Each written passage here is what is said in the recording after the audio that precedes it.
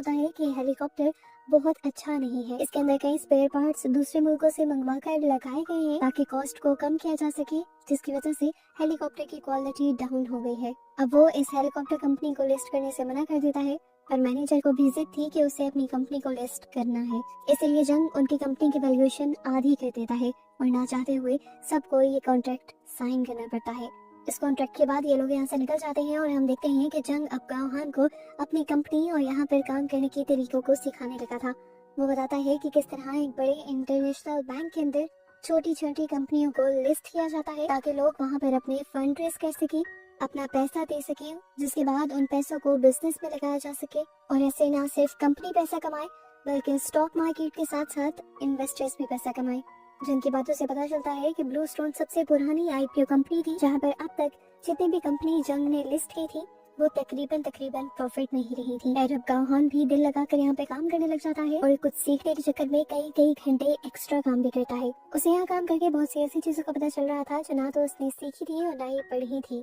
जंग तो पहले ही उससे इम्प्रेस था और अब उसका इंटरेस्ट देखकर वो गावहान को और भी ज्यादा पसंद करने लगता है और गावहान का एक एक डाउट बहुत अच्छे से क्लियर करता है, चाहे उसे भी अपना पर्सनल टाइम देना पड़े। जंग जहाँ भी किसी डीलिंग के लिए जाता तो वो गावहान को अपने साथ लेकर जाता, जिससे गावहान अंदर कंपनी की भी बातें समझ पा रहा था, जिसकी वजह से गावहान को कंपनी के लेन देन के बारे में भी बहुत कुछ पता चल रहा था। काफी महीनों की मेहनत के बाद फाइनली जंग ने गावहान को उसका पर्सनल प्रोजेक्ट दे ही दिया।